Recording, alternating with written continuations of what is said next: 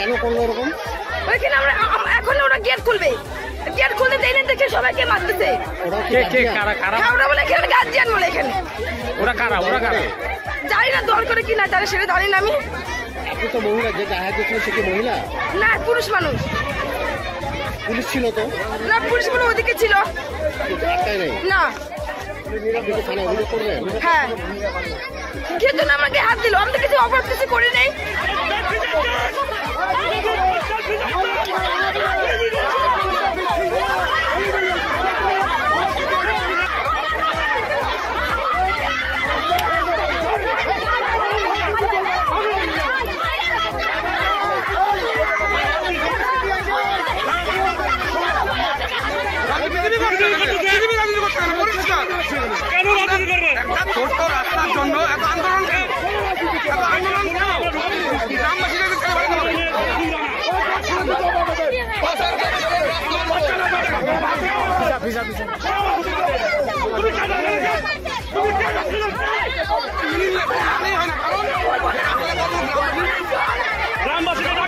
এই যে স্কুলে জলের জন্য আসছি আমরা।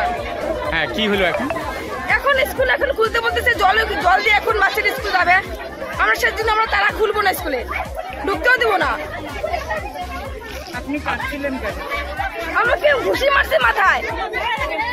ওই যে পুরুষ মানুষটা। চেনেন? হ্যাঁ, চিনি আমি। কি নাম? তার নাম আমি তো জানি না। ওই যে দাঁড়ায় আছে। আপনি কি পুলিশকে জানিয়েছেন? হ্যাঁ, পুলিশ বলে লিখেছে দিতে। পুলিশ কি ছিল? না, পুলিশ ওদিকে ছিল, উনি ছিলেন না তো পুলিশ। আপনি কি লিখিত দেবেন? হ্যাঁ। আমরা সাধারণ মানুষ, গার্জিয়ানরা আসছে তাদের বাচ্চার জন্য।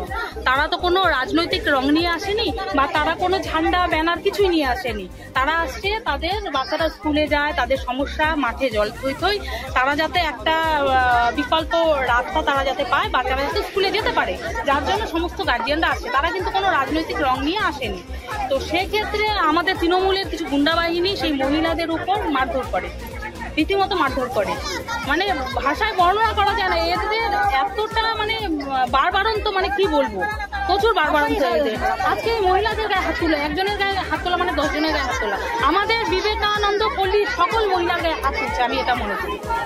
প্রত্যেকে না, রাজনীতি যদি হয়ে থাকে তাহলে তার ব্যানার ঝান্ডা দেখাক না, কিছু দেখাক যে আমরা ঝান্ডা নিয়ে এসে আমরা রাজনৈতিক লড়াই করছি। সেটা তো না, আমি তো পঞ্চায়েত, যে পার্টিরই হই না কেন আমি তো পঞ্চায়েত।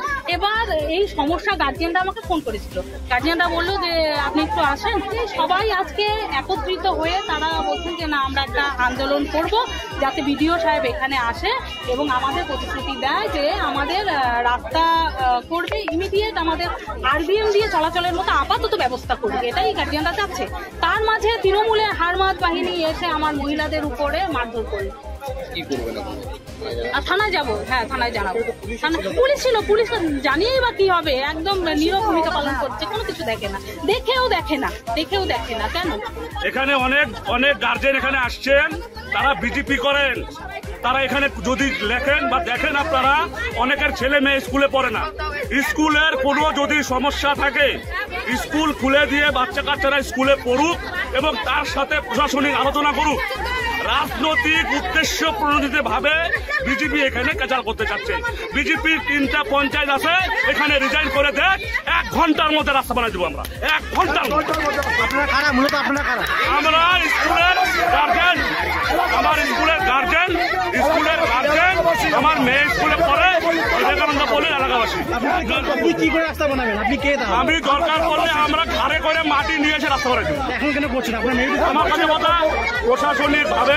প্রশাসনিক ভাবে এখানে বিজেপির পঞ্চায়েত আছে, বিজেপির পঞ্চায়েতের উপর আমরা কোনো কিছু করবো না। আমরা গ্রামের মানুষ, তারা যদি না পারে তারা দায়িত্ব করে দেখ, আমরা রাস্তা বানিয়ে দিচ্ছি। একটা প্ল্যানিং হচ্ছে যে টেম্পোরারি একটা রোড করে দেওয়া হবে। স্থায়ী সমাধানের তো বললাম আমি, স্থায়ী সমাধান তো গভর্নমেন্ট নিজের হাতে দিচ্ছে। আমার পাড়া আমার সমাধান, তো সেখান থেকেই হবে। তো স্যার আজকের দিনটা আমাকে প্রবলেমটা সলভ করতে হচ্ছে, চেষ্টা করছে স্যার, তো ওটাই চেষ্টা করছে।